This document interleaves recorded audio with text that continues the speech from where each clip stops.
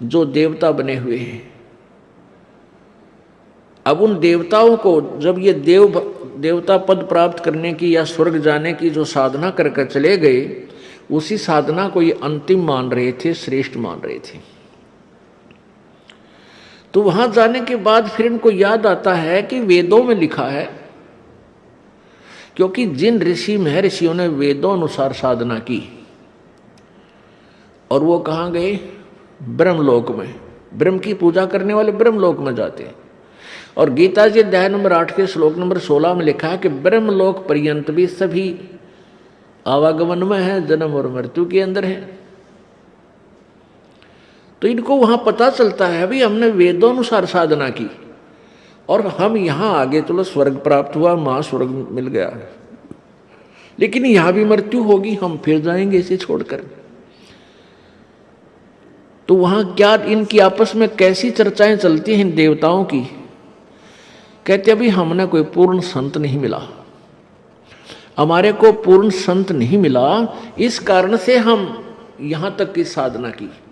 तो वह आपस में चर्चा करते हैं भाई पूर्ण संत और कौन होता है, कैसा होता है। फिर वहां परमात्मा पूर्ण ब्रह्म इनकी आत्मा को झंझोड़ते हैं, इनको याद दिलाते हैं कि तुम पढ़ा करते थे यजुर्वेद अध्याय नंबर 40 के और श्लोक नंबर 10 से लेकर 13 तक।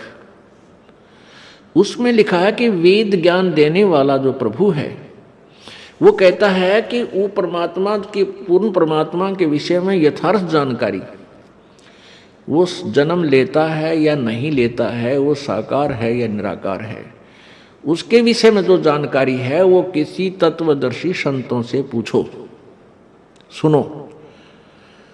तो वो तत्वदर्शी संत का ज्ञान उन वेदों से भिन्न है, इससे सिद्ध है। तो फिर ये वहां चर्चा करते हैं भाई कैसे मनुष्य जीवन मिल गया,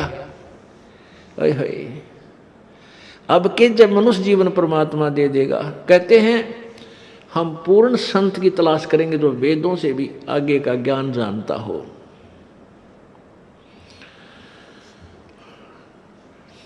अब परमात्मा अपनी सच्चिदानंद घन की वाणी में 5वें वेद में कहते हैं इस देही को देवालोचन तू नर क्यों उकलाता। जैसे कई व्यक्ति दुखी हो जाते हैं अपने प्रारब्ध के पापों से, संकट के ऊपर संकट, संकट के ऊपर संकट आ रहा है, तो वो क्या दुखी होकर के क्या धारणा करते हैं, हे भगवान आत्महत्या कर लो।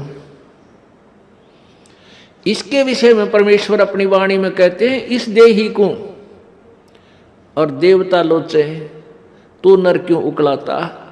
इस मनुष्य शरीर को तो देवता भी तरस रहे हैं जो तुझे प्राप्त हुआ है, और तू इससे क्यों उकलाता है, यानी इससे क्यों छक लिया। अब इससे दुखी होकर तू इसको नाश करने जा रहा है, इससे अच्छा कोई संत तलाश कर, भक्ति कर, पूर्ण संत की खोज कर। अब यहां इन जालिमों ने क्या जुल्म कर रखा है, ये नकली संतों ने, ये असली संत तक जाने नहीं देते। जगह जगह इन ठगों ने अपनी दुकानें खोल ली, ना इनको कैखे का पता, ना भगवान का पता, ना भक्ति का ज्ञान, और लंबे चौड़े आश्रम बना लिए और ऐसी मार्मिक बातें लिख दी।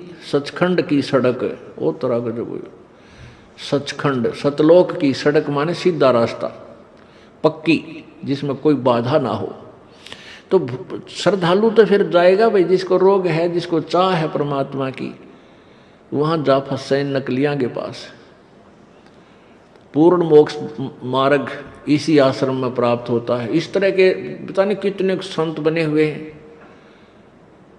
तो ये सबसे बड़ा काल का जाल है, ये नकली संतों का होना। तो कहने का भाव ये है कि देवता भी इस मानव शरीर को तरफ रहे होते हैं कि कभी मानव शरीर मिले, पूर्ण संत खोज करूं और भक्ति करूं।